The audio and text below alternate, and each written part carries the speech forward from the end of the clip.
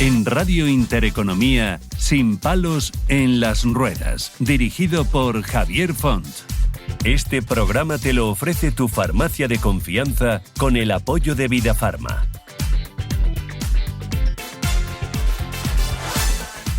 Hola, muy buenas, ¿qué tal? Pues nada, ya estamos por aquí. La semana pasada volando, la verdad que lo hemos pasado bien, mucho trabajo, y ahora venimos a contarles cosas muy curiosas, cosas que desde luego les va a venir bien saber y conocer, porque así está el patio para las personas con discapacidad desde el punto de vista pues general, tanto en el ámbito educativo como en el ámbito de la sanidad, de la accesibilidad, bueno, y de otras cosas que también contamos que nada tienen que ver directísimamente con la discapacidad, pero que también pueden ser muy interesantes. El otro día estuvimos hablando de temas de VTCs, temas de taxis, bueno, y más cosas que les iremos contando, pero hoy en este programa ya el 63, ni más ni menos, ponemos el foco en un tema que nos afecta a todos, directa o indirectamente. Hablamos de la ley del medicamento en España, una norma que, aunque puede parecer técnica, tiene implicaciones profundas sobre la salud, el acceso a tratamientos, el gasto público y, en definitiva, sobre la equidad del sistema sanitario. La Ley de Garantías y Uso Racional de los Medicamentos y Productos Sanitarios, que es como así se llama la ley, entró en vigor desde el año 2006 y ha sido una pieza clave para estructurar el mercado farmacéutico en nuestro país. Establece, entre otras cosas, los criterios para autorizar medicamentos, los requisitos de seguridad tan importantes, los límites de publicidad también tan importantes, y la financiación pública, quizás de lo más importante. En esencia, busca proteger, pues, por supuesto, al paciente en primer lugar, garantizar el uso adecuado de los fármacos y controlar pues, el gasto sanitario. De esto hablaremos. Sin embargo, en los últimos años, esta ley ha empezado a mostrar síntomas de agotamiento. Y desde luego que no es para menos. La ciencia médica avanza a una velocidad vertiginosa, surgen nuevos tratamientos de alto coste, como así denominan quienes pagan, como las terapias genéticas o los medicamentos huérfanos, que desafían la capacidad de financiación de los estados. A esto se suman problemas de desabastecimiento. Sí, parece mentira, pero lo hay. Tensiones con la industria farmacéutica y el debate creciente sobre los precios justos y la transparencia. Miren, además hay una cuestión de fondo que no podemos obviar y es el equilibrio entre la innovación y el derecho a la salud. ¿Hasta qué punto puede el mercado marcar el precio de un tratamiento esencial? ¿Es ético que una terapia vital esté disponible solo para quienes puedan pagarla? ¿Debe el sistema público asumir cualquier coste, incluso cuando el beneficio clínico es dudoso? De todo eso hablaremos también. Y el Gobierno ha anunciado su intención de reformar la ley para adaptarla a los desafíos del siglo XXI, como dicen ellos. Se habla de reforzar la producción nacional de medicamentos esenciales, que no vendría mal en igualdad de condiciones, de asegurar la equidad en el acceso, de regular mejor la prescripción, de incorporar criterios sociales y éticos en la financiación, pero los límites en juego son enormes. Y el riesgo es que las reformas que se queden en la superficie no salgan para adelante. Por eso, esta vez más que nunca, la sociedad debe estar muy atenta, porque detrás de cada artículo legal hay vidas, hay esperanzas, hay personas que esperan un tratamiento eficaz, seguro y asequible. Y porque un sistema sanitario moderno no solo debe curar, sino también proteger con justicia y con visión de futuro. En otro orden de cosas también vamos a hablar, y queremos hablarles de algo que ocurre en los primeros años de vida, pero cuyos efectos se sienten para siempre. Hablamos de la atención temprana. Se trata del conjunto de intervenciones dirigidas a niños y niñas de 0 a 6 años con trastornos en sus desarrollos o en riesgo de padecerlos. Hablamos de fisioterapia, de logopedia, de estimulación, de apoyo familiar. Pero también hablamos de justicia social, porque cuando un bebé con parálisis cerebral, un niño con síndrome de Down o una niña con TEA reciben atención adecuada desde el principio, no solo mejoran su calidad de vida, también tienen más posibilidades de vivir con autonomía, de aprender, de ser parte activa de la sociedad. Y sin embargo, en España, la atención temprana sigue siendo un sistema desigual, insuficiente y fragmentado. Además, el modelo depende en exceso del lugar donde vivas. Algunas comunidades autónomas garantizan la gratuidad total, mientras que otras exigen copagos o limitan las sesiones por presupuesto. Y en muchas zonas rurales ya ni les cuento. Directamente no hay centros cercanos. Lo más llamativo es que desde hace años todas las evidencias científicas y económicas coinciden en lo mismo. Invertir en atención temprana no es solo justo, es eficiente y necesario. Según la OCDE, cada euro invertido en la primera infancia genera hasta 7 euros de retorno a largo plazo, en forma de menor dependencia, mayor inclusión educativa y mayor autonomía adulta. Entonces, ¿por qué seguimos sin una ley estatal que garantice el derecho a la atención temprana en condiciones de igualdad? ¿Por qué hay niños que sí y otros niños que no entran en el sistema? ¿Por qué las familias tienen que pelear, recorrer despachos o pagar de su bolsillo algo que debía estar garantizado por el sistema? Miren, la infancia no puede esperar y la atención temprana no puede seguir dependiendo de la voluntad política de cada territorio o de si hay más o menos presupuesto, porque la atención temprana es y debe ser una inversión estratégica, ética y urgente.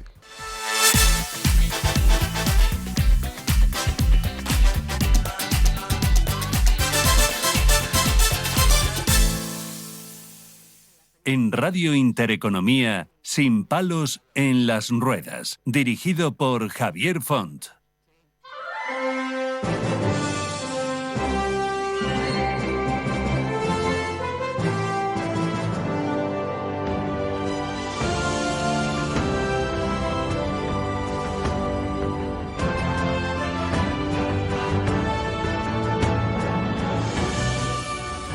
Bueno, pues vamos a empezar por la segunda parte que he comentado, el editorial, que desde luego es clave y fundamental para conocer, qué cuestiones podemos hacer mejor para ayudar a esos menores que en un momento de la vida, pues o bien han nacido con una situación diferente, con una discapacidad o quizás pues con alguna deficiencia que se puede ir corrigiendo y que de alguna manera, pues las administraciones hacen o deberían de hacer más, ¿no?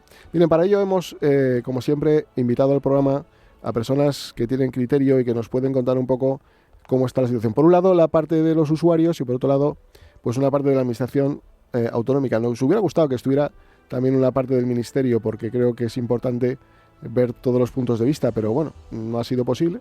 Normalmente no es posible con los ministerios que vengan a este programa, no sé por qué. Pero bueno, será porque tienen mucho que hacer. Así que les dedicamos desde aquí un abrazo y por supuesto que sigan trabajando. Si es en favor de las personas con discapacidad, posiblemente les ocupe mucho tiempo. Y para ello quiero saludar primero, si me permite la invitada, a la directora general de Discapacidad de la Comunidad de Madrid, dona Alejandra Serrano. Buenas tardes. Hola, ¿qué tal? ¿Cómo estáis? Muchas gracias. Y por supuesto a Mar González, que además de ser amiga compañera del sector de la discapacidad, también está en la directiva de AMEF, la Asociación Española, de Madrid de Espina Bífida, y también, representa a FAMA en muchas ocasiones el ámbito de la educación y el ámbito de la atención temprana. Hola, buenas tardes. ¿Qué tal? Me gustaría, Mar, preguntarte cómo ves el tema de la atención temprana de manera muy directa en cómo afecta a los menores en estos momentos.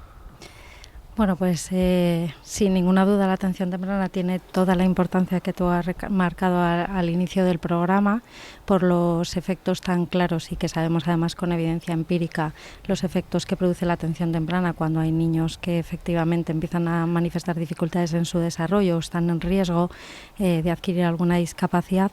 Pero la situación ahora está un poco preocupante porque creemos que no hay los recursos suficientes en la actualidad para atender a la totalidad de los niños ni se les presta la atención con toda la celeridad que esto necesita.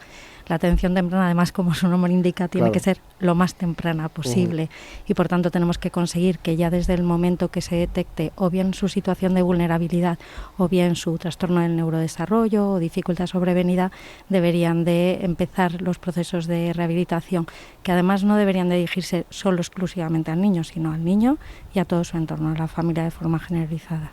¿Cuál es el proceso de incorporación de un menor desde el punto de vista en el que ya el CRECOVI, que creo que es el órgano aquí en la Comunidad de Madrid que de alguna manera deriva, se incorpora a un tratamiento de estas características? Claro, es el CRECOVI el que determina en primera instancia, tras evaluación del desarrollo del niño, su situación de necesidad, bien haya sido derivado desde servicios de salud pública o bien desde el entorno educativo, que son entornos muy detectores de forma precoz en esos primeros 6 años de vida de que hay algo en el desarrollo que no está funcionando bien, son derivados al CRECOVI, ellos evalúan y cuando se establece que tienen una necesidad de atención temprana, ya se les deriva al centro de atención temprana que les corresponde por zona de actuación. probablemente en ese proceso es donde se están produciendo más demoras en cuanto a que una vez que los niños ya están detectados y se ha establecido que tienen esa necesidad de atención temprana, bueno, el tiempo que pasa hasta que acceden a una plaza real de atención directa. Entiendo que también pueden venir distintas situaciones de distinta procedencia, es decir, de los colegios directamente o de las propias familias directamente, ya dependiendo un poco del nivel de financiación, ¿no? Digamos, si es público o privado, ¿no? Bueno, en principio se entiende que si estamos hablando de la red pública de atención temprana, tienen que venir ya derivados por CRECOVI. Otra cosa es que hay familias que hasta que acceden a una plaza pública, pues están utilizando itinerarios privados de atención temprana, porque tenemos familias incluso con más de un año de demora en el acceso a los servicios. En ese proceso, obviamente, una familia va a buscar un servicio alternativo hasta que consiga la plaza pública.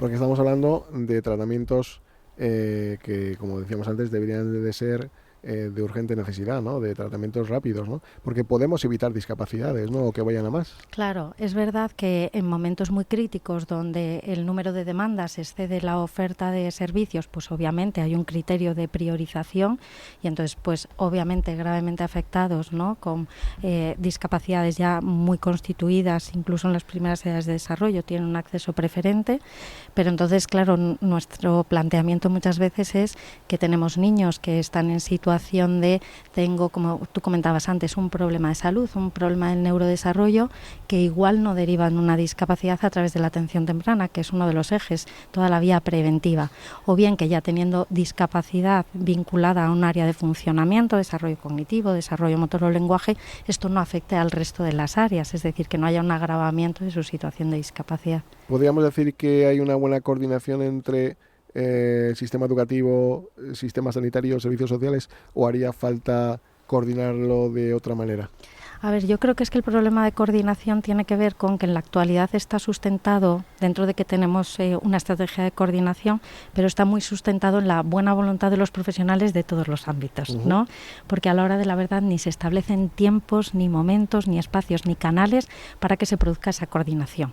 Entonces, bueno, pues al final todos los ámbitos tienen muy clara esa necesidad, pero los servicios no tienen establecidos en sus pautas laborales, en sus estructuras horarias, tiempos para poder atender a esas estrategias de coordinación, que por otro lado tampoco tienen cauces completamente definidos, ¿no? Y entonces hay veces que desde los centros de atención temprana buscan espacios, pero le digo que a veces espacios de me falta un niño, pues aprovecho para establecer estrategias de coordinación, ¿no? Claro. Entonces es verdad que todavía nos queda avanzar mucho para que se entienda que la atención temprana no es solo los servicios de intervención que se dan en los centros de atención temprana, que la atención temprana es todos los servicios desde el ámbito sanitario, educativo y desde los centros más del ámbito social de la atención temprana.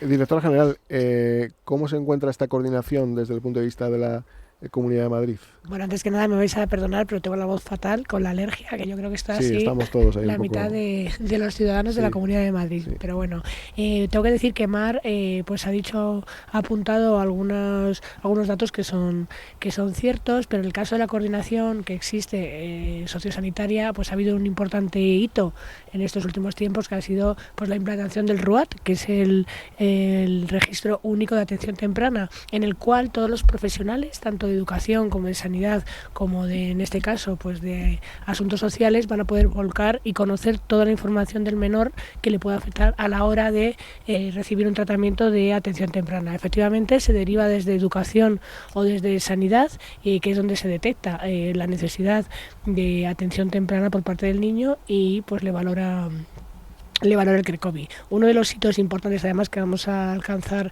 en cuanto se apruebe el nuevo decreto de atención temprana, que va a ser muy pronto, va a ser el poder valorar a este menor en una sola cita, siempre y cuando necesite atención temprana, dependencia y discapacidad.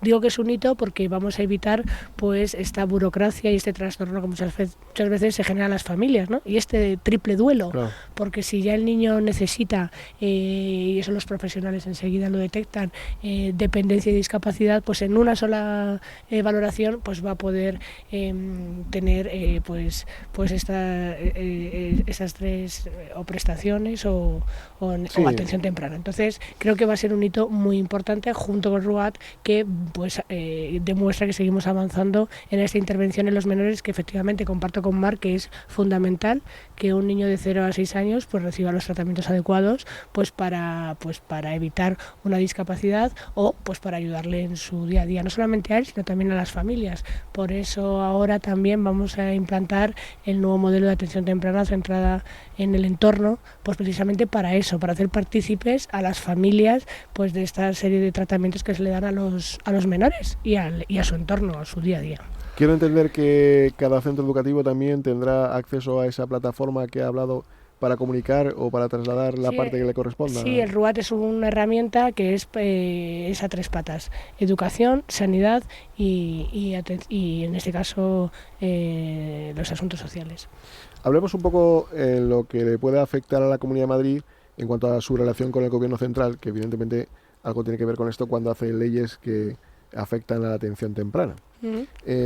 ¿Cómo está la normativa y qué podría ser mejorable? Bueno, pues ahora se ha aprobado una hoja de ruta de atención temprana, una hoja de ruta en la que la presentó la ministra Mónica García, que era una hoja de ruta vacía absolutamente de contenido, era pues un canto al sol, como muchas de las otras medidas que anuncian, sin ningún criterio objetivo, ni médico ni científico, y pues simplemente nosotros entendimos que era pues para pues eso, un brindis al sol.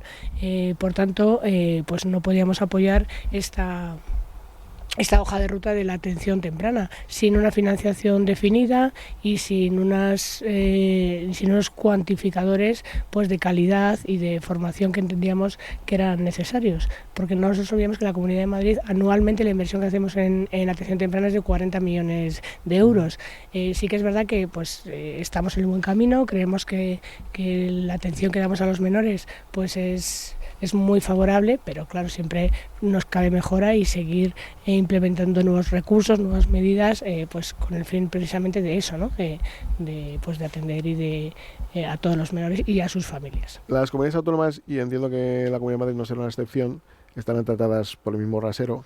No sé si nos podría decir ¿qué dinero percibe del Estado para atender la atención temprana? Actualmente para atender la atención temprana es autofinanciación, nos financiamos nosotros. ¿Ninguna comunidad autónoma percibe la comunidad a través de dependencia recibirá para los niños que tienen atención temprana y tienen dependencia, pero es que no todos los niños que están en atención temprana afortunadamente son dependientes. Que eso es otro de los matices que sí que le quería hacer a Mar, que efectivamente hay muchas familias que pues en tanto en cuanto el niño no accede a una plaza pública de atención temprana, pues opta por ir a un tratamiento de plaza de plaza privada, y en estos casos existe por un lado una subvención que hemos puesto en marcha el año pasado, una subvención que son para todos aquellos niños que están en lista de espera y están en un tratamiento privado, pues que se les pueda financiar hasta 3.300 euros al año al centro para que se haga cargo precisamente de ese tratamiento. Y por otro lado, si el niño tiene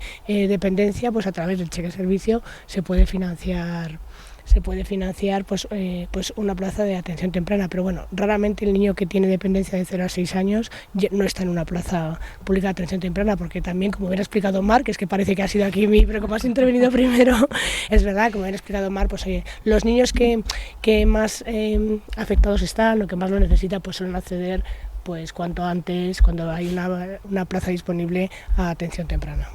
¿Se podía hacer más por la atención temprana en la Comunidad de Madrid? Es decir, ¿cómo podemos rebajar esas listas de esperas de las cuales todavía hay y las familias se quejan, para ir reduciéndolo poco a poco hasta llegar a la atención completa, ¿no? Y sobre todo algo importante también, el acercamiento del servicio a aquellos municipios que están más alejados de la ciudad, ¿no? Sí, por eso, sobre todo en el ámbito rural, lo que hemos fomentado mucho es la teleintervención, porque creemos que es necesario precisamente para esto, ¿no? Para estas familias pues que viven pues más alejadas de los núcleos en los cuales están los centros de atención temprana. Si se podría hacer más, pues nosotros, bueno, hemos hecho un incremento de plazas de un 65% en los últimos 2 años. Nuestra intención es seguir aumentando este número número de plazas, y es que no podemos obviar una realidad, es que cada vez más niños necesitan atención temprana y cada vez más niños pues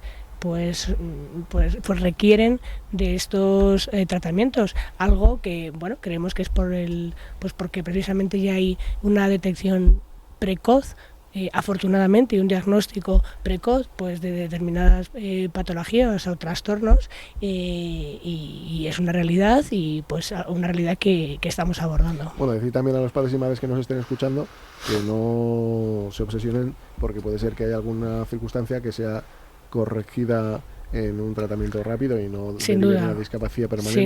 Sin duda. Bueno, no he traído el dato, pero si queréis para la próxima vez que venga me traigo los datos de todos aquellos niños que reciben atención temprana. Bueno, es que muchos de ellos además y son dados de alta rápido, ¿no? Pues... Y hay muchos niños que son dados de alta, no solamente porque pasen al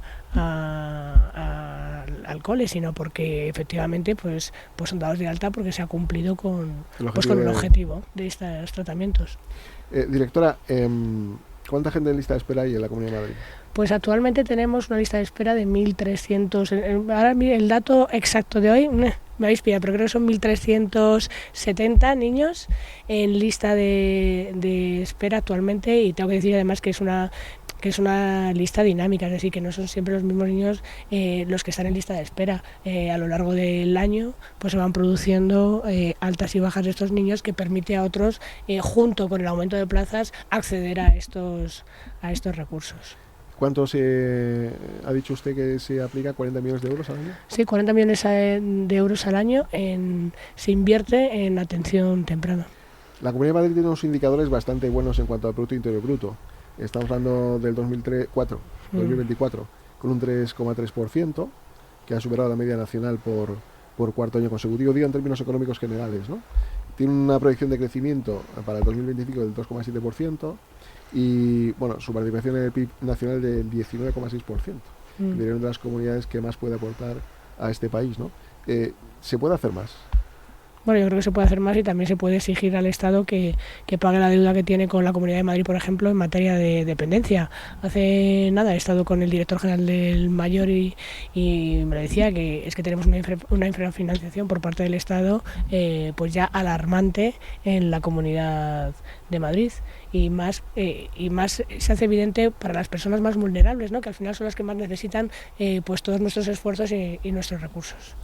¿Qué mejoras cree que habría que hacer para atender, como una crítica constructiva interna, ¿no? De esta que reflexionamos a veces todos los días, como hacemos nosotros también, cuidado, que eso es importante, que podemos hacer para decir, oye, pues el futuro que viene inmediato vamos a hacer esto?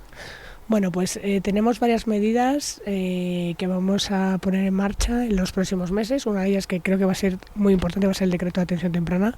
Insisto, no solamente por la facilidad que se le van a dar a los padres a la hora de poder hacer las valoraciones a los niños que puedan necesitar dependencia y obtener el grado de discapacidad y la atención temprana, sino que va a introducir una serie de mejoras en formación, en calidad y en hacer pues eso, precisamente que los niños pues no tengan que estar esperando determinado número de días para acceder a este recurso.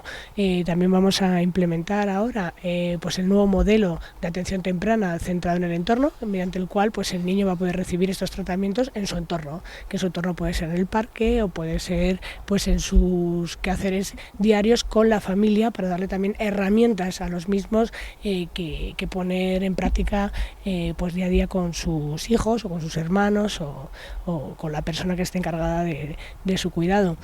Seguiremos aumentando plazas, y también tenemos previsto que creo que vamos a ser la primera comunidad autónoma en incorporar a los niños con parálisis cerebral y afines las terapias de atención temprana pues a través de los exoesqueletos, y eso creo que es una medida muy importante, que seguro la vamos a incorporar en el siguiente acuerdo marco, que ya será en el 2027, sino un poquito antes, pues a través de otro mecanismo. A largo me lo fía, el 2027, ¿no? Bueno, es que es cuando sale el acuerdo marco, que está programado. Ya sabéis que los contratos y la administración ¿Habrá es cambios, lo que es. ¿Habrá cambios que no sean tan largos para ver esos ajustes económicos que no agobien al sector de la discapacidad? Nosotros en atención temprana vamos a agotar el acuerdo marco, porque además es que así lo establecen pues por la ley de contratos. Ya lo sabéis, que no se pueden hacer modificaciones de los mismos mientras que están en vigor. Se podrían terminar y hacer unos nuevos.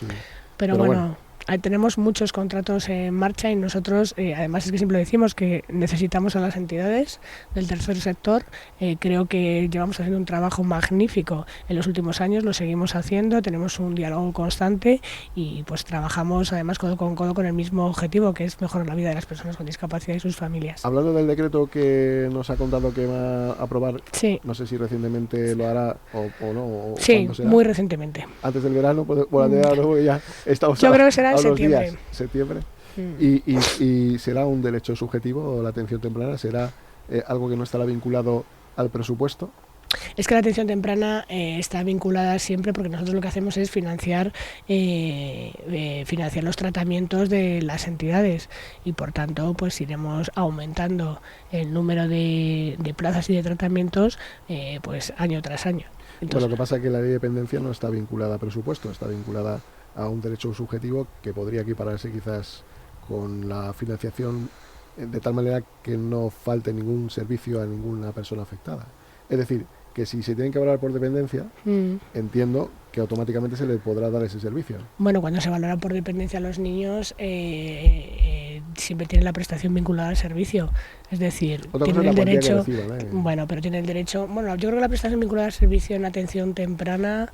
bueno, no sé la cuantía que reciben, pero tienen ese derecho reconocido. Por tanto, un niño que es dependiente va a tener el derecho de recibir esa terapia. Por eso digo que si aceleramos también, cosa que no depende de usted, evidentemente depende de la Dirección General de Dependencia, los procesos de evaluación de la dependencia de estos menores podrán entrar en el sistema cuanto antes, ¿no? Es decir, la lista de esperas podría bajar, ¿no? Bueno, yo creo que Dependencia ha hecho un esfuerzo muy importante y ha reducido el tiempo medio de espera para valorar precisamente la dependencia.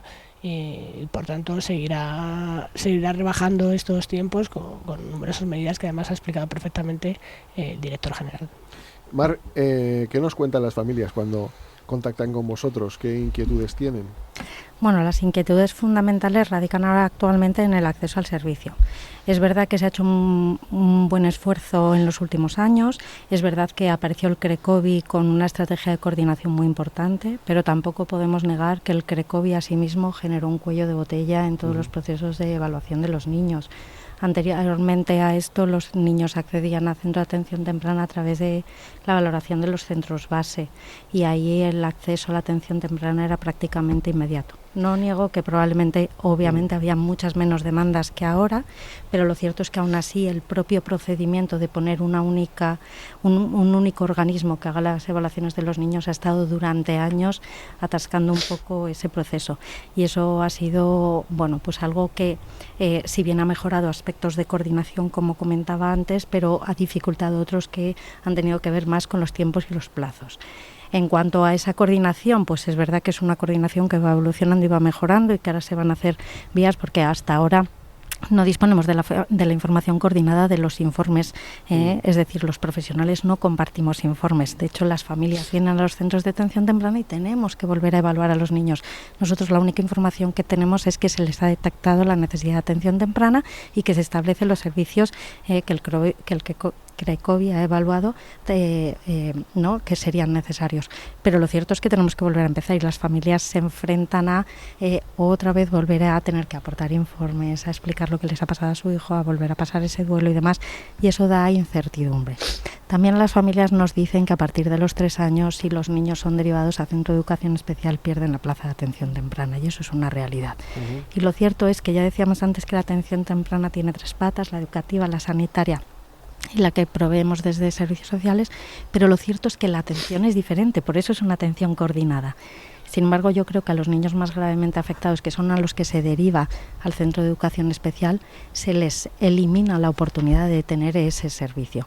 Y en el ámbito educativo, donde la tarea es educar a los niños y estimular su desarrollo a través de estrategias de aprendizaje y demás, creo que hay otra parte muy importante, que es la atención a las familias, donde en eso sí son expertos los centros de atención temprana, de ahí a que, como bien comentaba, ¿no? Vayamos virando la atención temprana hacia las rutinas familiares y los entornos naturales, pero esto no cabe dentro del entorno educativo porque los centros escolares tienen otro objetivo, ¿no? Y es trabajar el desarrollo del niño a través de vías de aprendizaje. Entonces, pues no siempre están bien atendidas, no porque estén mal atendidas en la escuela, sino porque no es su función abordar estos aspectos, ¿no? Entonces, hay cosas que todavía son preocupantes en este sentido, ¿no? Es cuánto van a tardar en atenderme, cuándo voy a dejar de tener la plaza y luego, como decíamos antes, ¿no? Dependencia asegurará esto para los niños más gravemente afectados, pero volvemos otra vez y aquellos, porque claro, dependencia en las primeras edades, sobre todo en el 0-3, se va a dar a muy poquitos casos. ¿Por qué? Porque valoración de dependencia, la dependencia tiene que ver con la necesidad de una asistencia, y eso en los bebés en principio debería ser genérico para todos, porque todos necesitan.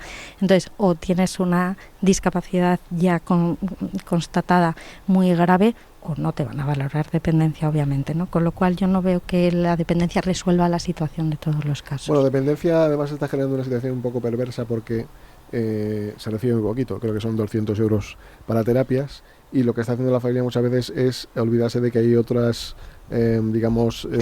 prestaciones que a lo mejor podrían ser más efectivas. Por ejemplo, que lo he mencionado así un poco por encima, y que creo que es una subvención pues muy importante y que ayuda a muchas familias, que es la que os he comentado, del mantenimiento de la plaza en centros de aquellos niños que están esperando en lista de espera para acceder a un recurso público, y a través de esta subvención van a poder sufragar parte de este tratamiento.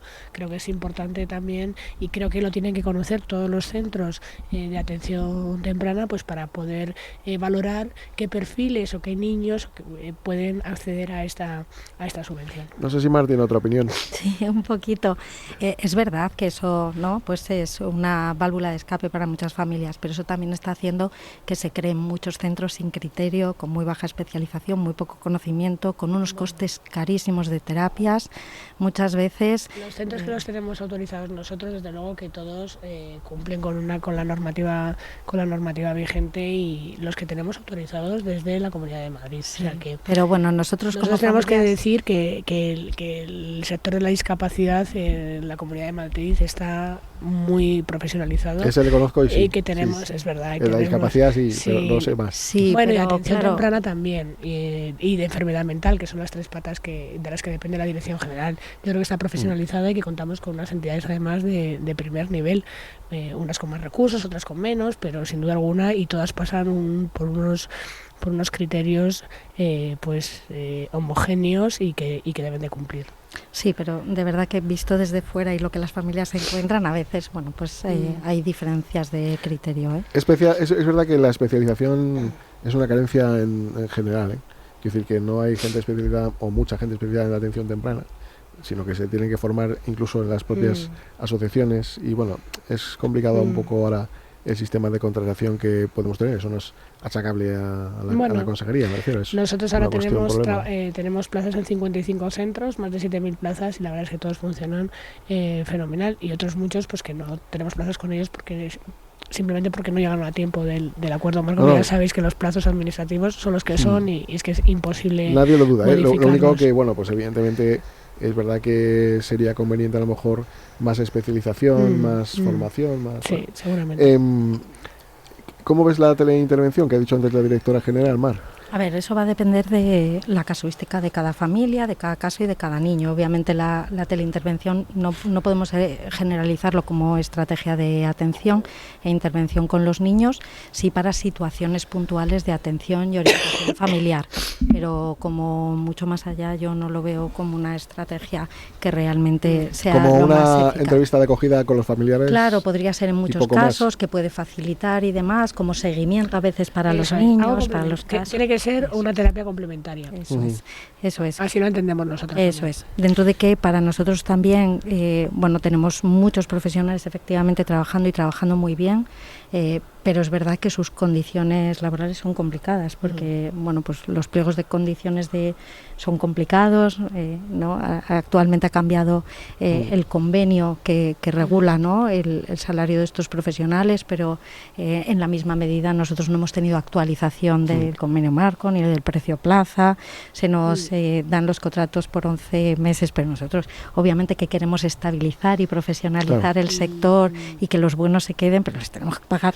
Con el modelo actual de contratación que hay en la Comunidad de Madrid es que es imposible hacer una revisión de contratos por la propia ley de contratos. Entonces, el convenio que te hace referencia es un convenio pues que prácticamente nos ha venido dado, ¿no? Que se ha negociado y, oye, merecido para los trabajadores que tienen que mejorar sus condiciones laborales, pero no ha ido a coparse en ningún momento de los contratos que había con la administración pública. Entonces, pues nada, en la medida de nuestras posibilidades vamos a ir avanzando en los nuevos acuerdos marco, pues precisamente para eso, ¿no? Para dar un poco de estabilidad pues al sector de la discapacidad. En el caso de atención temprana, la verdad es que creemos que vamos a intentar agotar este acuerdo marco y en el siguiente pues ya vendrán todas las mejoras a las que se está haciendo referencia. De todas maneras, director general, más allá de un apagón que hemos sufrido, que como prueba para no sé qué cosas, pues ha sido fantástico, ha habido una guerra, ha habido de todo. Supuestamente una pandemia, no sé cuántas cosas, que ha hecho que la inflación se haya disparado, pero seguimos trabajando con presupuestos del 2008. Entonces, simplemente... Bueno, en el 2008 no, porque los últimos acuerdos marcos, los más antiguos de discapacidad, que estos no son de atención temprana, porque la atención temprana es de abril del 2023, pero los más antiguos son del 2022. O sea, que han sido actualizados después de ciertos acontecimientos que han pasado en el mundo. No de todos, pero sería muy difícil de explicar y los oyentes a lo mejor no lo seguirían, pero habría que verlo con detenimiento. Bueno, en cualquier caso, había una posibilidad, según creo recordar, del anterior equipo de gobierno, del mismo partido, que quería poner en marcha... No ha habido otro aquí de hace muchos años. Por eso, sí, pero bueno, quien nos escucha no lo sabe. Que quiso poner en marcha otro CRECOVI. Eso no lo has oído ni... Pero no está entre nuestros planes. No está en los planes. No. Pero lo sabes. No está entre nuestros planes. Pero ¿lo oíste en algún momento o no? Pues no, la verdad es que no, o sea, no está dentro de... A ver si luego vamos a sacar un audio diciendo... ¿Te imaginas? No lo sabe que lo íbamos a sacar. No, en principio el CRECOVI, además es que el CRECOVI te voy a decir que funciona fenomenal. Hay unos profesionales estupendos, sensibilizados, Pero se queda corto. O una unidad o ampliar el personal. El CRECOVI actualmente está valorando en 50 y tantos días. O sea que no se queda corto para nada. Bueno, poniéndonos en la piel de un familiar es mucho tiempo, Sí. Bueno, depende también de la angustia que eso genera. Del agravamiento. Yo, de verdad, creo que los tiempos del CRECOVI se han reducido muchísimo en los últimos años, gracias además al anterior equipo de gobierno, como bien has dicho, que puso en marcha un plan de choque y que hizo que estos tiempos pues se redujeran mucho para la valoración de los niños. Ha dicho Mar antes algunas cuestiones que yo creo que habría que tomar nota, como por ejemplo reducir la duplicidad. Sí, por ejemplo. Esa vuelta otra vez a valorar desde un centro de estas características, tiene razón. Algo que el CRECOVI ya tenía que hacer, o ya haría, ¿no? Entonces no tiene mucho sentido. Como esto también ocurre con la educación especial, que se pierde la plaza, etcétera. Ese decreto que saldrá en septiembre, según nos comenta, ¿contempla estas medidas correctoras para que no vuelva a ocurrir? Contempla algunas medidas, pero tampoco voy a hacer aquí un spoiler de lo que va a ser el decreto. En septiembre, nos encantaría, en septiembre, cuando salga el decreto, me comprometo a venir aquí con vosotros y contar las medidas, que va a haber alguna medida que además que va a ser, sobre todo, muy importante pues para mejorar la atención temprana para estos niños que la necesitan. Es que a veces también se derivan injusticias, me refiero en cuanto a que se derivan a menores a un sistema educativo que no es el suyo. Entonces eso se debería de corregir, ¿no? Entiendo. ¿No? Bueno, pues la última cuestión. Mar, un deseo, algo a la carta de los Reyes Magos. Pues sin ninguna duda que el deseo es que todos los niños tengan atención temprana y además lo tengan de forma inmediata, porque de verdad que aunque se estén mejorando los tiempos, mi hija ya tiene 21 años y salió del hospital ya con fecha de valoración en el centro base y a la semana siguiente o 10 días empezaban atención temprana, o sea que... ¿Está estudiando ya?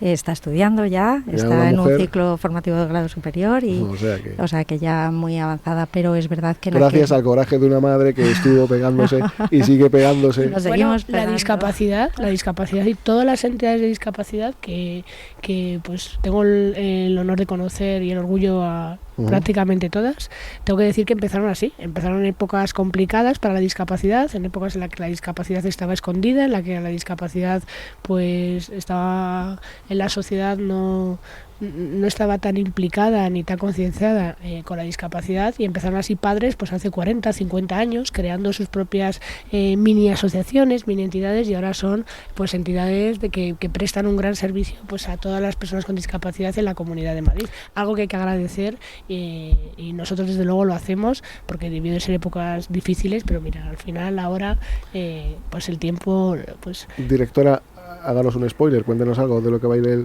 hago una cosa, una novedad, que tampoco le pido mucho. Bueno, yo ya os he dado uno, que va a haber una cita unitaria para discapacidad, dependencia y atención. ¿Solo eso? ¿Por el hambre que tenemos? No, esa va a ser la más importante. Luego temas también de formación, es que es un decreto además que se ha trabajado mucho para mejorar el del 2015, que ya fue un hito importante, pero hay que adaptarse pues a las necesidades importante actuales. La formación, alguna dotación presupuestaria para los centros que puedan contratar formación para los trabajadores. Y la calidad.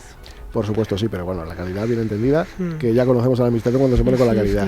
Así que un placer haber tenido a la directora general de Discapacidad de la Comunidad de Madrid, Alejandra Serrano, y también, como no, a nuestra amiga, colaboradora y, bueno, miembro de la Junta Directiva de AMEF, Joroba, Mar González, de Cachela. Gracias. Gracias a las dos, ¿vale? Seguiremos hablando de ello. Gracias.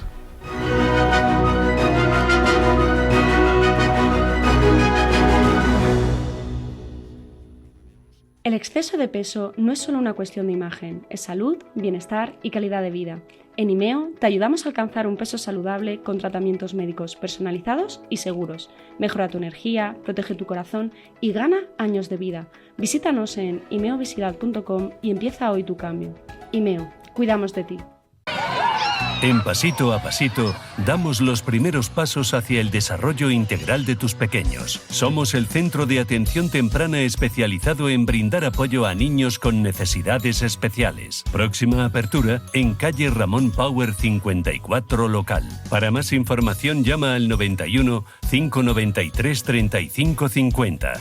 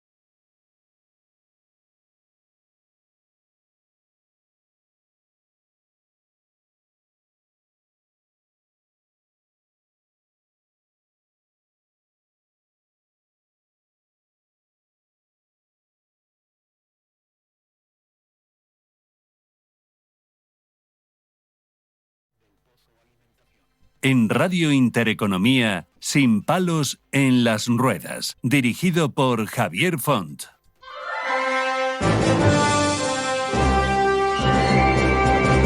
Este espacio te lo ofrece FAMMA, la Federación de las Personas con Discapacidad Física y Orgánica de Madrid, porque la autonomía es poder.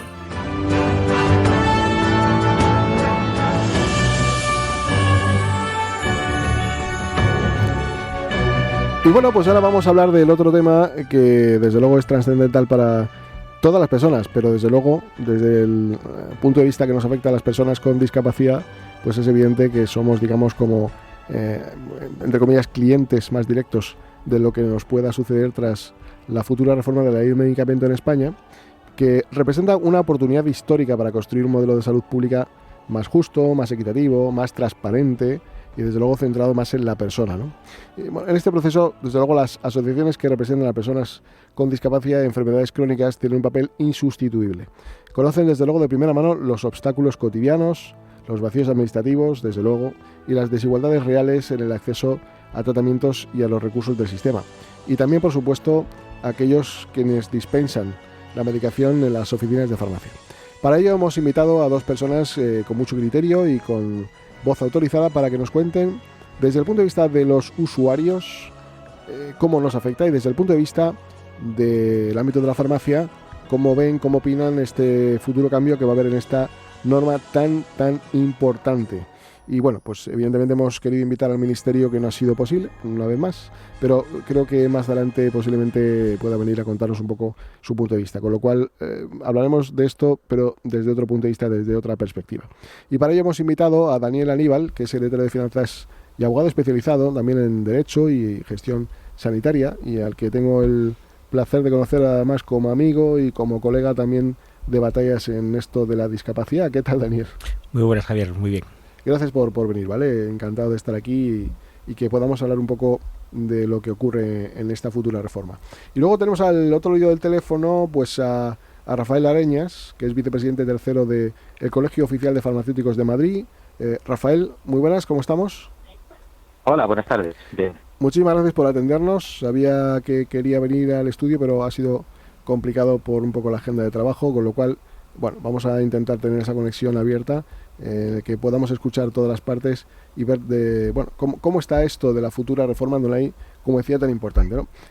Daniel, ¿qué mecanismos ha puesto en marcha el Ministerio para garantizar la participación directa de las asociaciones representativas, entre las que se encuentra COCENFE, en el seguimiento de lo que es la futura reforma de la ley del medicamento, ¿no?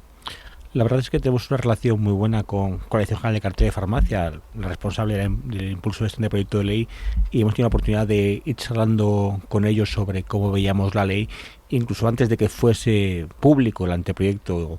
Hemos tenido la oportunidad de dar nuestra opinión, incluso antes de que el texto fuese público. Por tanto, nos encontramos razonablemente cómodos y me consta que el Ministerio se encuentra razonablemente cómodo con nuestras alegaciones. Obviamente, el texto que se ha hecho público, le hemos hecho aportaciones, muchas, las tengo delante mío, las ves, son 40 folios de aportaciones, pero sinceramente, y luego me preguntarás, mi opinión general del anteproyecto de ley es favorable. Creo que se empieza a hablar, pues algunas cositas de la participación del paciente, luego la persona responsable de la farmacia podrá decir mucho más. El paciente va a tener un papel más relevante que el que tenía actualmente. Quizás el gran déficit está en la participación formalizada de las asociaciones de pacientes y de discapacidad, que somos parecidos pero no somos exactamente lo mismo, ¿no? Y quizás es importante remarcar esta similitud, que somos compañeros de barco, de batallas, pero que tenemos diferencias entre las personas con discapacidad y las personas con una enfermedad crónica. Para entenderlo, ¿por qué era necesario que esta ley fuera modificada? Entiendo que a favor, porque había ciertas carencias de las cuales vamos a hablar ahora, ¿no? Bueno, como dice el refrán, la ciencia avanza, que es una barbaridad. Hay fármacos muy innovadores, terapias génicas, las CAR-T, vemos todos los días en la prensa pues novedades fabulosas, y sin embargo la ley se había quedado viejita, ¿no? Yo siempre digo que la ley pensaba en financiar viales y cápsulas y ahora vivimos en financiar terapias innovadoras, avanzadas, terapias génicas, productos sanitarios. O sea, creo que hace falta hacer una ley que diese cabida regulatoriamente a lo que se viene en el futuro, ¿no? Y obviamente sin olvidar pues problemas de abastecimiento, ¿no?, que hemos vivido, ¿no? Esto es quizás como hacer la cuadratura del círculo, hacer que los medicamentos clásicos o el producto sanitario clásico de valor bajo se mantengan en el mercado y no haya problemas de abastecimiento, y la gran reivindicación que acceda la innovación terapéutica, que en muchos casos es muy costosa, ¿no? Y luego igual sale, ¿no?, las financiaciones condicionales, ir intentando que los fármacos entren de manera precoz al sistema. Y otro elemento que decimos en nuestras relaciones, de manera precoz y equitativa, ¿no?, para que intente haber unas resoluciones previas que sean vinculantes para todo el Estado y que no ocurra lo que ocurre actualmente, que vemos como en estas fases precoces y no tan precoces pues hay muchas diferencias de acceso efectivo a los fármacos. Estamos en un país donde hay 17 comunidades autónomas, cada una, bueno, pues tiene esa capacidad de financiación que propicia que haya una cierta desigualdad entre territorios. ¿Esto se va a corregir en alguna medida en esta ley?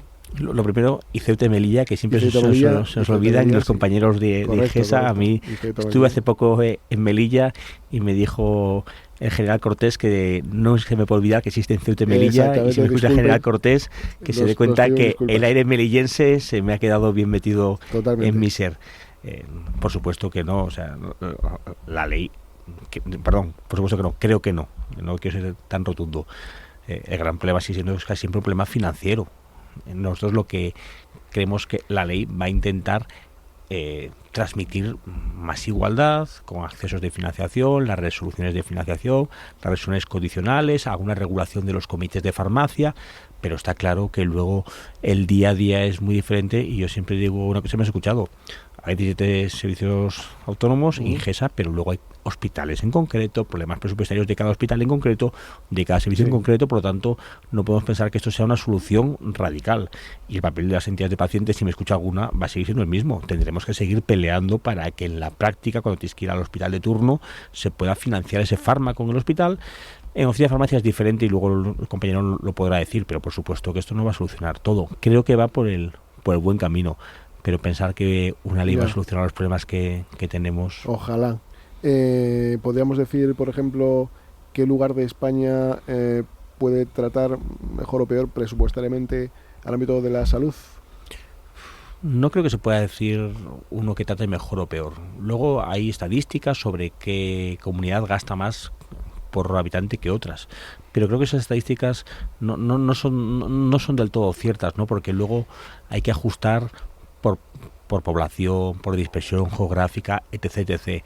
Creo que es muy injusto cuando se dice esta comunidad autónoma gasta más que otra, porque al fin y al cabo no es la comunidad autónoma que más gaste, la que menos, sino la que mejor trate, la que tenga menos lista de espera, la que menos acceda. Por lo tanto, yo no sabría decirte cuál es la mejor ni cuál es la peor, pero sí creo que esos rankings a veces son muy injustos, ¿no? Y al final, como todo, hay rankings para todos. Puedes perder en una cosa y ganar en otra, y siempre cuentas de lo que vas ganando, ¿no? Si no es así lo que voy a decir, me corriges por favor, pero creo recordar que el copago lo puso en funcionamiento en la aplicación un gobierno del Partido Popular, de Mariano Rajoy, si mal no recuerdo, y fue duramente criticado por el Partido Socialista, y por entonces no sé si existía Más País o Podemos, no recuerdo, pero bueno, entiendo que entran dentro de la filosofía del gobierno actual. ¿Esto se va a eliminar, se va a reducir, se va a tratar de otra manera? Aquellos reales decretos leyes, que fueron dos, ya no me acuerdo, el año 2012, pues cambiaron, si no me equivoco, el copago, y también cambió el régimen de universalidad del sistema, que nunca ha sido totalmente universal.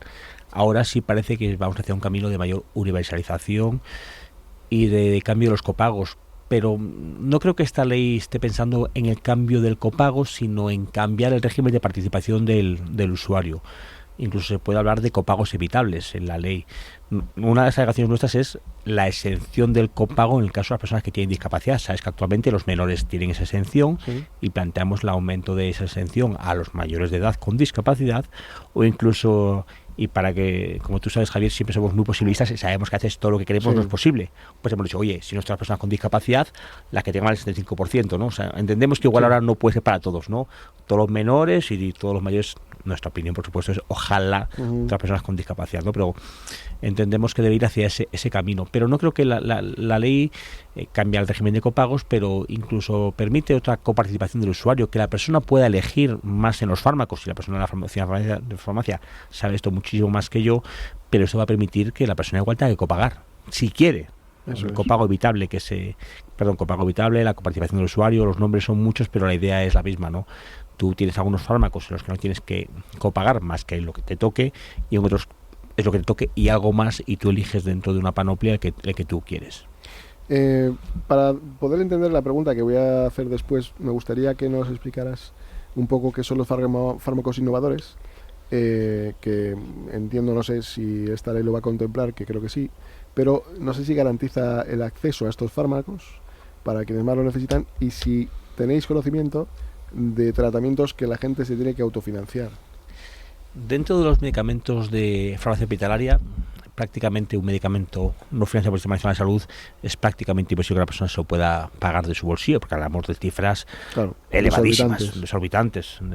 Hablamos de miles de miles. 200.000 incluso, algunos. ¿Perdón? 200.000. Sí, hablamos de esas cifras, pero bueno, o 50.000 euros, que son también, cifras también. Tremendas. Sí es cierto que hay fármacos de farmacia, lo que se llama actualmente farmacia de calle, de oficina de farmacia, que aunque no están financiados, sí hay gente que los puede pagar de su bolsillo. Y me viene a la mente pues algunos fármacos, algunos anticoagulantes que sin estar totalmente financiados, había gente que podía permitírselo y lo hacía. Pero creo que esto es, no es decir que sea minoritario, pero no es la inmensa mayoría. Y hay muchísima gente que no puede permitirse usar fármacos no financiados. Esto del innovador y no innovador, creo que la innovación, como todo, es una escala de grises. Hay fármacos poco innovadores y fármacos tremendamente innovadores, y luego por el camino hay una gama de grises o de colores en los que hay más o menos innovación. Hay gente que se autodenomina de fármacos innovadores, pero luego también hay otro tipo de innovación, la innovación incremental, la innovación galénica, que son otros tipos de innovación que también existen. Y lo que planteamos, y la ley creo que lo intenta reconocer un poquito, es que hay grados de innovación y por lo tanto habrá grados de mayor o menor apuesta por esa innovación. Pero creo que también es injusto decir que los fármacos son o innovadores o no innovadores. Hay patronales que se llaman del innovador, pero luego hay mucho tipo de innovación, y no toda la innovación es igual de disruptiva. Hay innovación disruptiva, hay innovación incremental, hay innovación galénica, y hay innovaciones que son tan importantes para algunas personas como la facilidad de devolución, por ejemplo, que es una forma de innovación galénica. Hay todavía algunos criterios que yo creo no son comunes en la Unión Europea, porque resulta que hay medicamentos en algunos países, por ejemplo Alemania, que sí se financian al 100%, pero aquí, por ejemplo, se descartan por ser tratamientos con escaso valor clínico. ¿Europa todavía aquí patina un poco? Mi opinión es que patina un poco. Creo que Europa lo que hace es autorizar de manera centralizada algunos medicamentos. Los grandes medicamentos que nos vienen a la mente se aprueban de manera centralizada, es decir, una decisión de la Unión vale para toda Europa. Los fármacos oncológicos, para el VIH, recombinantes, se aprueban de manera centralizada. La aprobación tiene que ver con el balance beneficio-riesgo, y luego son los países, los Estados miembros, los que determinan si financiarlo o no. Por lo tanto, creo que no es que funcione mal Europa, es que nos hemos distribuido ese régimen en el que Europa autoriza y los países financian o introducen los sistemas sanitarios. Lo que sí estamos yendo hacia un camino es que, igual que hacemos autorizaciones conjuntas, hacer valoraciones conjuntas.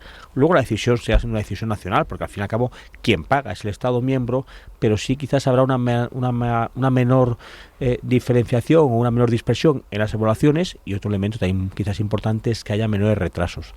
Y luego no olvidemos que vivimos en España, pero existe Malta, existe Chipre, pequeños países en los que si aquí cuesta que llegue, son países en los que no llega nada, ¿no? Y quizás la Unión está pensando no solamente en países como nosotros, sino en toda la Unión. Seguiremos hablando ahora de detalles que nos puedas contar, que antes no estaban en la ley y que ahora aparecen, y que pues van a paliar o solventar algunos problemas que veníamos arrastrando. Y quiero saludar a Rafael Arenias, que es vicepresidente tercero del Colegio Oficial de Farmacia de Madrid, para preguntarle algunas cuestiones más. Rafael, ¿cómo afecta o cómo va a afectar? Entiendo que la tramitación todavía persiste y ahora seguirán los pasos legislativos correspondientes, la futura ley en el ámbito de la oficina de farmacia, y luego hablaremos de cómo afecta en positivo o en negativo a las propias personas que pasan por las oficinas de farmacia, pues para ser tratados, ¿no? Bueno, pues esto, como es un anteproyecto de ley, no sabemos si saldrá o no saldrá, tiene muchos puntos que hacen dudoso que acabe saliendo, pero sí que es cierto que es una base para una posible ley que salga en el futuro. Si no esta, una parecida. Por eso es tan importante ahora todos los puntos que vemos un poquito grises o oscuros, pues hacer las alegaciones correspondientes para que cuando realmente acabe saliendo una ley, pues sea una ley beneficiosa para todos. Y desde la farmacia, no solamente para la farmacia, sino pues para los pacientes, que creo que es lo más importante.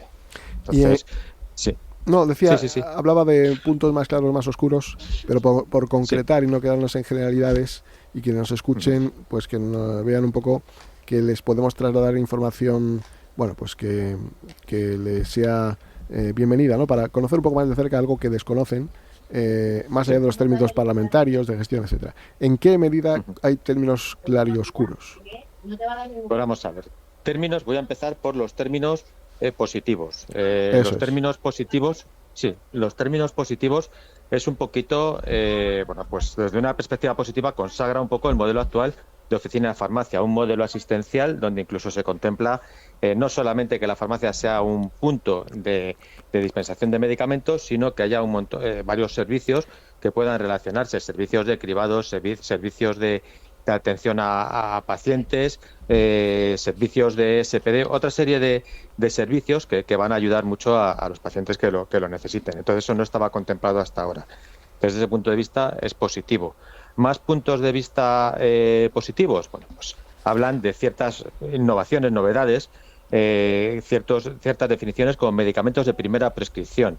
Realmente no acaba de definirse, pero bueno, habla de una serie de medicamentos crónicos que pueden incluso facilitar que se hace una primera prescripción desde el médico y va a ser continuado el tratamiento sin tener muchas veces que siquiera renovarlo al centro de salud, cuando se ha visto que está todo en perfectas condiciones y que está haciendo su trabajo al médico, evitar paseos a los pacientes.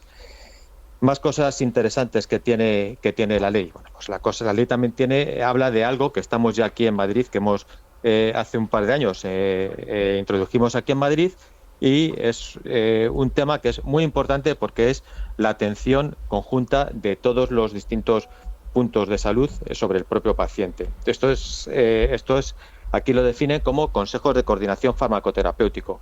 Entonces, esto está coordinado por un farmacéutico de atención primaria del centro de salud e intervienen los farmacéuticos de las oficinas de farmacia, intervienen los farmacéuticos de la farmacia hospitalaria, intervienen todos los profesionales, donde todos nos vamos a poner de acuerdo y vamos a poner nuestros puntos de vista sobre la medicación de un paciente para poder ayudar. Al fin y al cabo, la farmacia, por su capilaridad, por su cercanía, todo el mundo tiene una farmacia a menos de 5 minutos andando, pues somos los que más contacto tenemos con los pacientes. Y bueno, pues muchas veces aportamos un montón de soluciones a problemas que a lo mejor cuando uno va a la consulta al médico una vez al año, pues no se le ha detectado. Entonces, desde ese punto de vista es positivo. Otro punto de vista que además en este caso y más en el programa en el que estamos creo que es muy interesante, bueno, pues habla de una posibilidad de dispensación de medicamentos, no vamos a decir a domicilio, sino desde la propia farmacia o desde el propio hospital. Lo pone aquí, o sea, ya lo pone negro sobre blanco, la dispensación a pacientes que tengan con situaciones sanitarias excepcionales, es decir, que tengan una dependencia, una vulnerabilidad y que haya un riesgo, una distancia física del paciente directamente a la medicación. En estos casos, cuando se contemple esta incapacidad para poderse trasladar, pues se le podrá hacer la atención farmacéutica, en principio desde la farmacia, al paciente siempre que sea en una zona cercana, porque eso es muy importante, porque la atención farmacéutica no es dispensar el medicamento como una venta a domicilio, un delivery, sino explicárselo al paciente, ver los efectos secundarios, hacer un seguimiento del medicamento. Todo eso se contempla en principio para medicamentos hospitalarios y también se podría extender a medicamentos pues de atención primaria, medicamentos los que se dispensan desde la farmacia. Desde ese punto de vista puede ser interesante, siempre con unos criterios de selección del paciente que realmente lo necesite, que esto no se convierta en medicamento, no es un bien de consumo, el medicamento es una necesidad. Efectivamente, Rafael.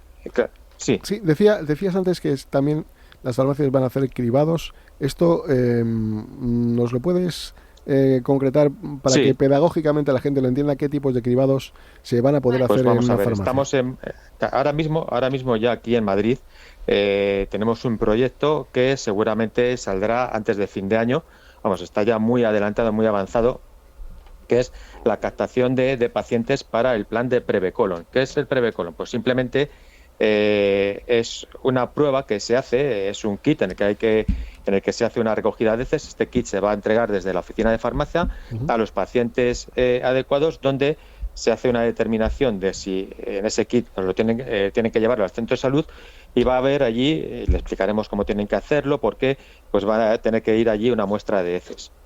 Esta muestra Pero se eso ya analizará está, ¿no? De alguna manera no está eso ya. Eso está ahora mismo, claro, eso está ahora mismo desde los centros de salud. Le llaman a uno, tiene que ir para allá y lo que se ha visto es que realmente el porcentaje de personas que acaban entregándolo, bien porque no se lo ha explicado bien, por la pereza de ir al centro de salud, claro. Todo esto pues es muy bajito.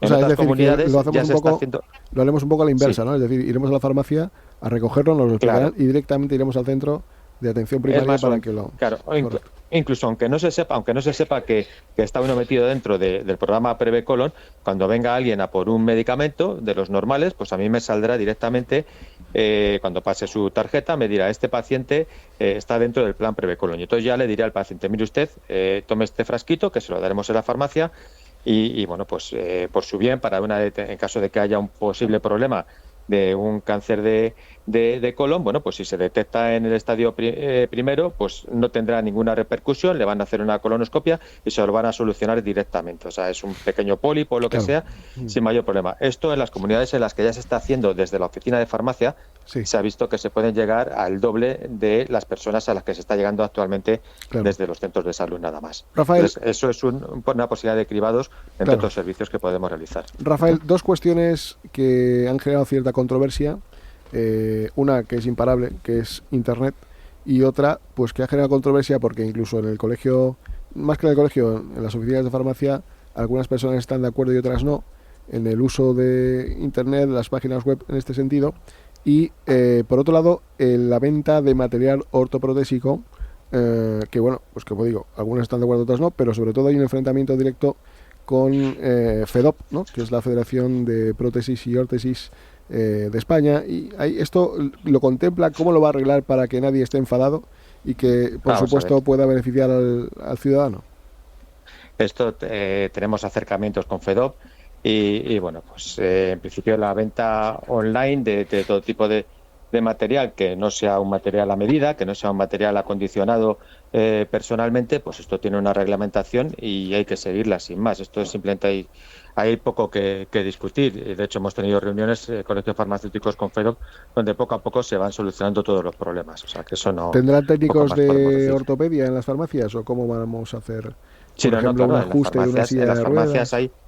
En las farmacias hay especialistas en ortopedia, las farmacias que están declaradas como farmacia ortopedia, no en todas. En función de que sea un efecto de ajuste básico, que sea ya de otro tipo de cosas más avanzadas, pues cada uno tiene su autorización para el tipo de servicio que va a dar y en función de esto es lo que podrá realizar. Una de las cuestiones que también podríamos decir que la ley contempla, a diferencia de otros medicamentos, son los genéricos y la marca. Mucha gente dice que los genéricos, por mucho que le juren y le perjuren, no son lo mismo que un medicamento de marca. Y bueno, los pacientes, y me va a disculpar que aquí sí intervenga como persona afectada, podemos decir que no es lo mismo. ¿Esto en qué medida se puede garantizar o va a garantizar la norma que los genéricos sean exactamente igual, de tal manera que hasta el envase, el incipiente, no afecte a la toma del medicamento y sus efectos? Pues vamos a ver, hay medicamentos en los que se puede prescribir por principio activo y se puede dar una marca o un genérico, y hay medicamentos que no son intercambiables, aunque existan genéricos, no se puede dispensar de una marca cualquiera, sino tiene que ser exactamente el que hay, porque hay un estrecho margen terapéutico entre que sea un medicamento o sea otro medicamento. Los genéricos en España cumplen unos estándares de calidad que son referencia a nivel mundial. O sea, los laboratorios españoles que tenemos de genéricos son referencia a nivel mundial. Hasta el punto de que hay medicamentos genéricos más activos que el propio original que se hizo de marca. O sea, y esto existe también. Pero todos están en una ventana de un más o menos 20% de biodisponibilidad. Es decir, que dentro del organismo va a hacer el efecto antes o después y se va a mantener durante un tiempo. Con lo cual, como son los niveles de seguridad del medicamento, en principio no tiene que haber ningún tipo de problema. Lo que esta ley contempla es que hay una especie, habla de precios seleccionados, lo cual es uno de los puntos realmente oscuros porque bueno, pues se habla de unos medicamentos con un precio que no va a saber ningún laboratorio qué precio va a poner ese medicamento, va a ser casi una subasta a ciegas, donde bueno, va a haber medicamentos que van a salir y van a salir con un precio, y el de precio menor realmente es el que se va a acabar financiando. Va a haber una ventana, es lo que plantea el anteproyecto. Va a haber una ventana de 2 o 3 medicamentos, el de precio más bajo y otros 2 un poquito por encima, y estos en principio serían los que estarían financiados. Pero claro, si el paciente quiere el suyo de toda la vida y no está dentro de estos, lo que sí que contempla es que se pague la diferencia al paciente, cosa que hasta ahora no estaba contemplada. No nos gusta. A nosotros tampoco.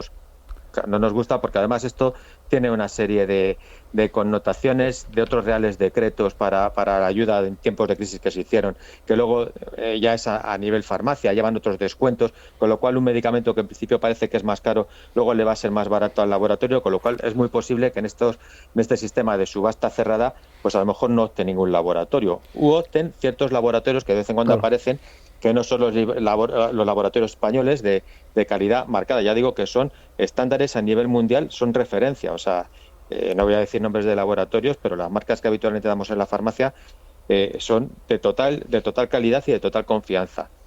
Pero sí que hay ciertos laboratorios que vienen a lo mejor desde China o desde India o desde otros países, claro, que a lo mejor están dentro de los estándares, dentro de lo que está legalmente aceptado, pero a lo mejor no con los mismos estándares de calidad, y vienen a precios a lo mejor más baratos, y eso sería la posibilidad de financiarlos, cosa que no nos gusta. Quiero preguntarle a Daniel, en el año 2023 la Agencia Española de Medicamentos y Productos Sanitarios registró más de 2.000 incidencias de desabastecimiento producidos por cuestiones de la globalización o la baja rentabilidad de los medicamentos, que me suena fatal aquello de la rentabilidad cuando lo decide alguien que no está enfermo.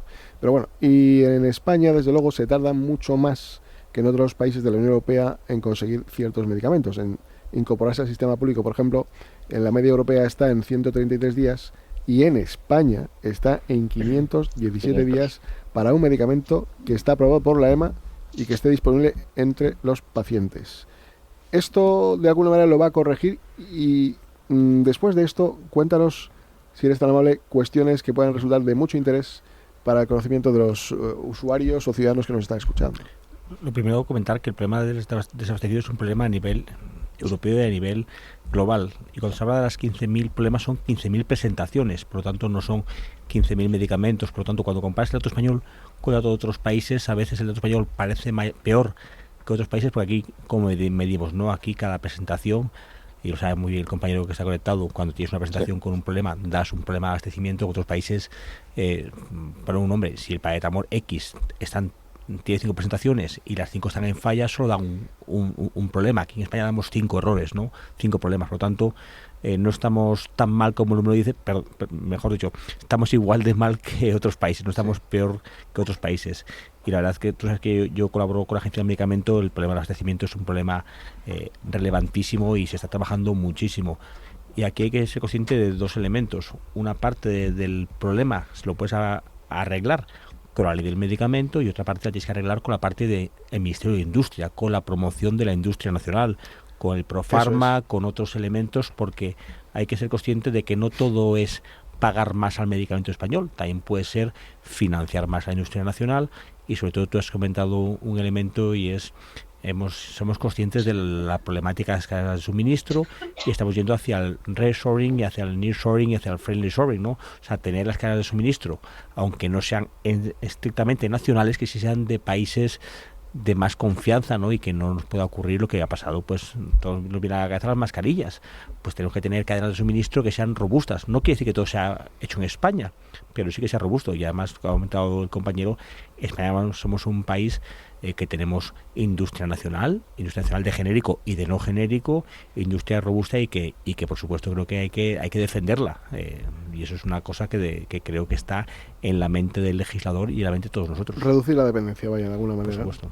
¿Qué cuestiones, en un minuto que tenemos para ir terminando, así podemos contar que pueden ser muy interesantes para los ciudadanos? A nosotros sí. Nos gusta que se habla más de la participación del paciente. Queremos que se hable más del paciente y de la persona con discapacidad.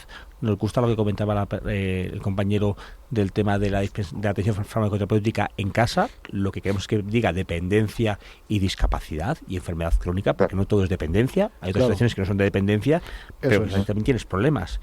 Y luego, pues creemos que la parte de la financiación de los fármacos, otro elemento bonito es que se han fusionado medicamento y producto sanitario en un artículo, en unos criterios, ¿no? Lo cual creo que aproxima al producto sanitario al medicamento, que es un gran problema que tú conoces, y bien conocemos, que el producto sanitario siempre es como el hermano pobre del medicamento, ¿no? Y creemos que se está reconociendo que el producto sanitario es muy importante, no decir igual de importante, pero bueno, esas son las partes bonitas, y las partes malas, como ha dicho el compañero, esto es un anteproyecto de ley y creo que tenemos tiempo para intentar ir puliéndolas. Rafael, 20 segundos, la carta a los Reyes Magos. Sí, no, simplemente tenemos dos artículos, el 112 y el 117, que precisamente son los que dan pistas sobre el problema que podemos tener de desabastecimientos que hablábamos antes.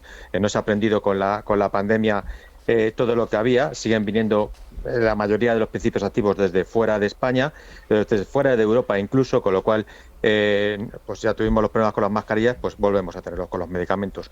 Y luego ya dentro de España, de los 500 días que hablábamos, hay un comité asesor para la financiación de la prestación farmacéutica, donde está designado todo el mundo por el Ministerio. Y pensamos que desde el Consejo General de Farmacéuticos debería también haber profesionales en función de su valor sanitario. Hay muchas veces que un medicamento se financia y se le pasa directamente a medicamento hospitalario, con todo lo que conlleva de que el paciente tiene que ir al hospital a por él y no a la farmacia que tiene al lado. Es un punto que sería muy interesante mejorarlo, y es una de las alegaciones que hemos hecho, para que la selección de los medicamentos no sea hospitalaria exclusivamente por precio, cuando son caros, los hacen de dispensación hospitalaria, sino que también puedan estar en la farmacia, Rafael, farmacia más cerca. Dicho queda que nos echan de aquí del estudio, son muy amables, muy diplomáticos, pero nos echan. Así que dicho queda todo esto, Rafael Areñas, vicepresidente del Colegio Oficial de Farmacéuticos. Recuerdos a nuestro presidente, a Manuel, que estamos encantados de siempre hablar con él, y cuando quiera aquí tiene la posibilidad de decirnos lo que quiera. Y desde luego a Daniel Aníbal, secretario de Finanzas de COCENFE y experto en ámbito sanitario de esta organización tan importante y tan relevante que cubre toda España. Gracias por venir a los dos, Javier. Y seguiremos hablando de esto más a menudo. Gracias. Gracias. Este espacio te lo ha ofrecido FAMMA, la Federación de las Personas con Discapacidad Física y Orgánica de Madrid, porque la autonomía es poder.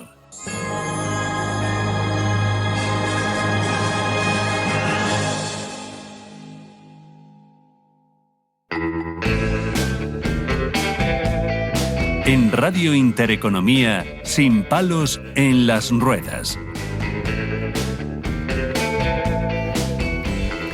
Bueno, pues nada, como no podía ser de otra manera, tenemos a Aitana Pichel, que colabora con nosotros, pero tenemos una triste noticia, y es que se va a marchar. ¿Por qué? ¿Nos dejas? Se me acaban las prácticas, sí, yo me quedaría, Me caché la mar. Yo me quedo. Yo también querría que te quedaras, pero bueno, las puertas, desde luego, a gente que vale, siempre quedan muy abiertas, así que ha sido un placer, y desde luego no hay mejor despedida que esta de la que nos vas a hablar hoy. Sí, hoy traigo pues también un poquito de todo, cosas que yo creo que nos van a facilitar la vida mucho. Vamos con la primera noticia. El coche que imagina accidentes antes de que ocurran. Así funciona la nueva revolución de seguridad vial. Qué bien. Volvo, junto a Synteact y Nvidia, está revolucionando la seguridad vial mediante el uso de inteligencia artificial y simuladores virtuales hiperrealistas para estrenar sus vehículos. El objetivo es claro, que los coches anticipen accidentes antes de que ocurran. Utilizan entornos virtuales generados por IA y la técnica de dispersión gaussiana para recrear millones de escenarios posibles, incluso aquellos que nunca han sucedido, como animales cruzando la carretera, semáforos defectuosos o coches en sentido contrario. Las ventajas de este sistema son el entrenamiento intensivo sin riesgo, se simulan condiciones extremas, pues clima adverso, objetos cayendo, fallos electrónicos, sin poner vidas en riesgo. También la aceleración del desarrollo. Lo que antes llevaba meses en pruebas físicas, ahora se valida en días. Importante porque va a haber también menos discapacidades. Menos accidentes, menos muertes, menos discapacidades. Está todo pensado. Y lo bueno es que es una mejora continua. Los datos se recopilan en tiempo real y alimentan un sistema de aprendizaje constante, alojado en uno de los centros de datos más potentes del norte de Europa. Los nuevos coches electrónicos de Volvo integran esta tecnología desde su diseño, con sensores avanzados y plataformas de procesamiento de alto rendimiento que los convierten en vehículos predecibles e inteligentes. La seguridad del futuro se diseña en mundos virtuales, donde los coches aprenden lo que aún no ha sucedido. Esta innovación marca un hito en la industria automotriz, promoviendo vehículos más seguros, inteligentes y adaptativos que protejan mucho mejor nuestras vidas. Bueno, pues Aitana, la verdad, como siempre digo, es que se nos va el tiempo. Me hubiera gustado estar contigo muchísimo más. Y a mí. Mucha suerte. Sé que te vas a unos campamentos por ahí maravillosos a trabajar. Eso. No de Así. Vacaciones. Cuida de todos los menores. Suerte y que nos volvamos a ver. Muchas gracias a vosotros. Gracias.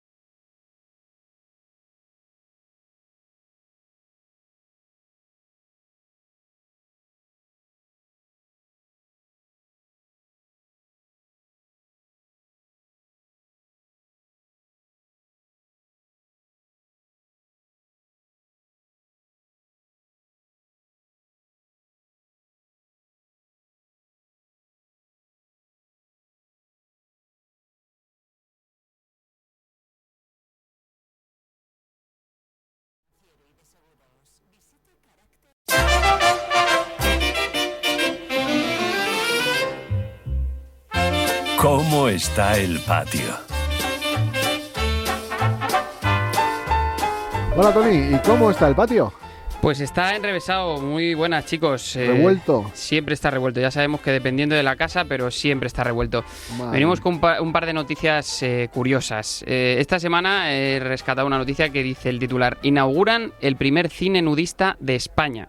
Esto ha tenido lugar en 3 ciudades españolas.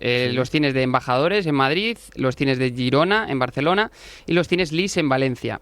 Así que el eslogan podría ser: ¿estás aburrido de ver películas de superhéroes en calzoncillos? No hay problema, ahora puedes ponértelos tú e ir al cine. Pero no, es que no hay que ir ni con calzoncillos, o sea, es totalmente desnudo, en pelotilla pica. Las normas eran eso, no llevar nada de ropa, pero sí que dejaban una pequeña toalla para poner en la butaca, por motivos de higiene, supongo. Sí, bueno, imagino, de claro. Película, pues yo digo que, perdón, podían haber elegido o proyectado El lago azul, que también van todos desnudos También. para ir acorde. Sí. A mí me encantaba esa película de pequeño. Muy O bonita. Lucía y el sexo, que también van todos desnudos, pero claro, ver Lucía y el sexo estando todos desnudos, lo mismo Si acaba... nos ponemos con jamón ya reventamos. aquello. Eso acaba O sea en Bacanal, que- seguro.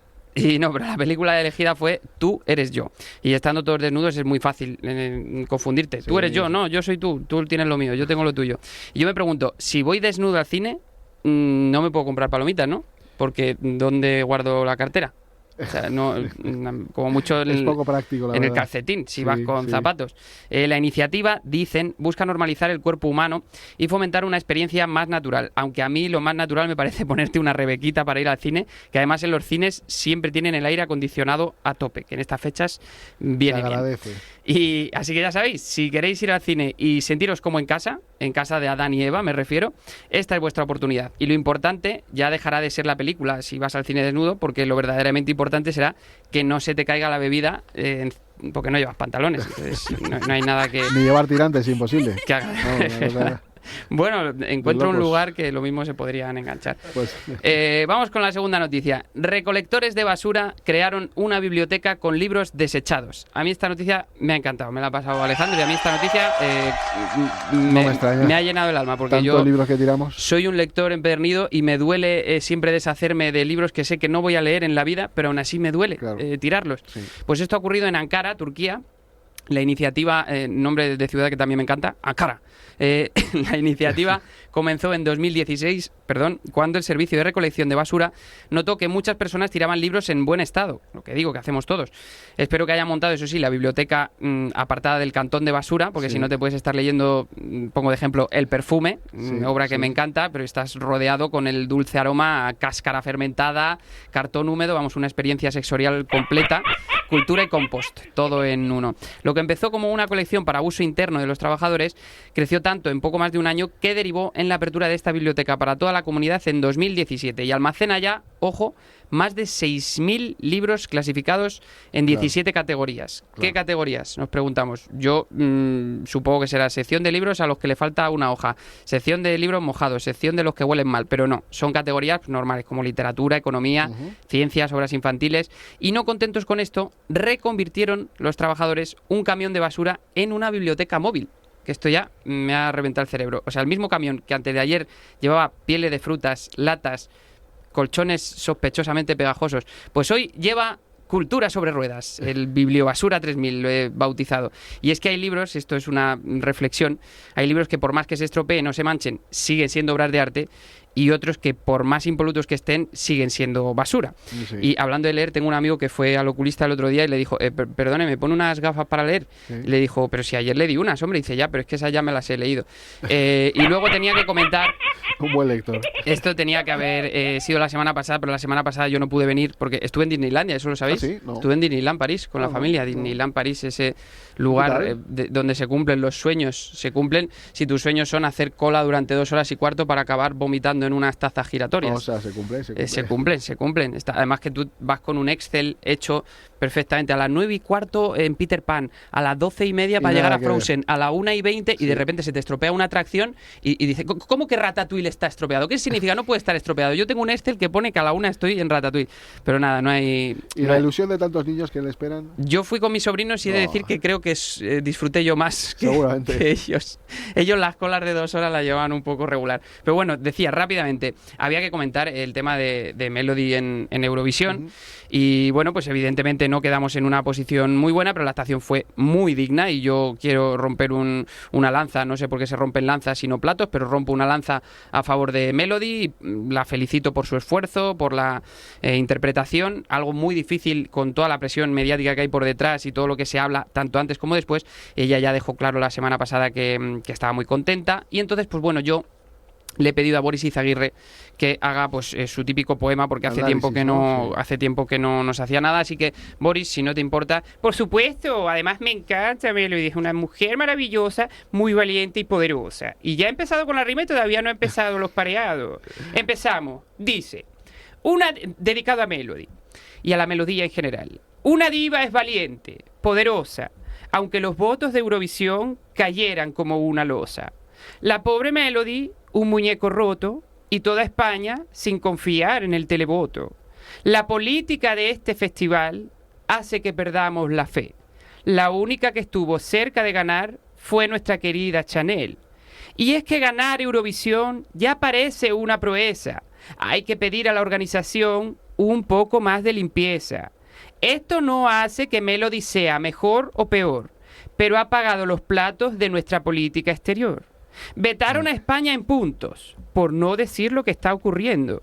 Al otro lado del mundo, ¿acaso se estaba mintiendo? De este concurso europeo, lo que sigo sin entender, por más años que lo veo, es que participe Israel. Pues ya está. Esto es lo que yo quería decir de concurso de Melody y darle un abrazo muy fuerte a Melody y a toda su familia que ella además necesitaba estar en su casa estos días. Pues gracias, Boris. Decirte que en España ha ganado, ¿eh? Yo creo que lo hizo fantástico. En España ha ganado. Sí, lo tengo claro. Lo pienso yo y lo pienso yo. También, ¿no? Sí, pues ha ganado más que ha perdido. Ahí queda eso y ahora nos vamos un poco con la parte más seria, ¿no? Con la parte legalista, con Cristian. Buenas tardes, Javier, eso es. Pasamos de un extremo a otro, así que venga. Bueno, pues Javier, la verdad que yo venía a comentarte pues algunas cosas nuevas que han salido, algunas noticias, y es que, como sabes, tenemos un nuevo Real Decreto Legislativo que se viene aplicando desde el año 2023. Y Javier, bueno, pues siempre hemos hablado mucho de será bueno, no será bueno, estará bien, no estará bien. Pues bueno, la misma norma incluía la obligación de, bueno, pues hacer un análisis de su implementación. Y por fin, después de 2023, ahora en 2025, se ha firmado un convenio que tiene por objeto la encomienda de gestión al Instituto de Mayores de Servicios Sociales y al Instituto Universitario de Integración de la Comunidad de Universidad de Salamanca para que lleven a cabo por fin el estudio de los resultados obtenidos tras la aplicación de los nuevos baremos, para saber un poco pues si está funcionando, si se está reconociendo bien, si no se está reconociendo bien, qué tipos de errores hay, si hay pues bueno, cosas que modificar, y la verdad es es que, bueno, pues estos nuevos baremos, como sabemos, pues incluían 4 baremos en total y hay que identificar pues todas esas discrepancias entre los equipos técnicos a nivel provincial, a nivel autonómico y examinar pues la eficiencia general de todo esto. Entonces, bueno, pues celebramos que por fin la semana pasada se ha llevado a cabo ya este convenio entre el IMSERSO y la Universidad de Salamanca para que vayan a desarrollar este objeto de análisis. Y luego, por otro lado, Javier, te traigo algo que la verdad que muchas veces lo hemos hablado, y es que siempre hablamos de bueno, pues que tiene que haber ayudas, que tiene sorpresas que... te da la vida, ¿no? Y bueno, el otro día, pues tú mismo me enviabas un email y me comentabas, oye, hemos visto este subsidio de movilidad que tiene la Comunidad de Madrid. Y yo te dije, subsidio de movilidad, y te dije, no, Javier, si eso va en las ayudas de autonomía, ¿qué me estás contando? Pues bueno, pues resulta que efectivamente poca publicidad se le ha dado, pero sí tenemos un nuevo subsidio de movilidad y compensación por gastos en el transporte para personas con discapacidad, que estamos hablando de 83,50 euros al año, ¿vale? Para personas con movilidad reducida, que bueno, pues tienes que tener ciertos requisitos que tienes que tener para que lo puedas recibir, pero bueno, Javier, pues... Y que no lo hace nadie. Exacto, que yo desde luego ya te digo, que más a la actividad que estamos nosotros no hay nadie y yo desde luego no teníamos, pero bueno, para todas esas personas que tienen movilidad reducida, que sepan que en la Comunidad de Madrid pues se puede solicitar. Gracias a un oyente que nos llamó para decírnoslo, o sea que es de agradecer. Eso es.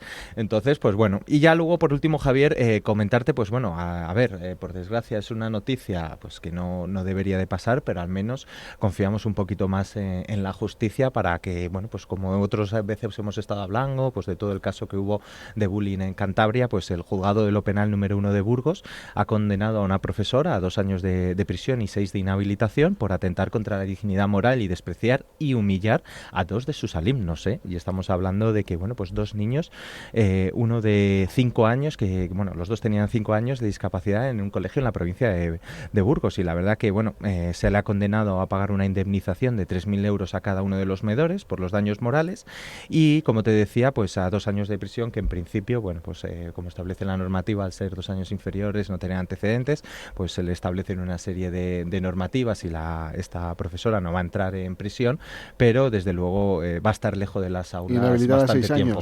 Eso es, va a estar bastante tiempo fuera de las aulas, al que nos acerque a todo esto y que sirva desde luego de ejemplo de que basta ya con todas estas situaciones y que la justicia hará pagar despacito, pero hará pagar a muchas de estas personas que están provocando todas estas injusticias. Pues dicho queda ahí, para que a alguno se le ocurra hacer algo similar, pues que no lo haga, porque estas cosas le pueden pasar.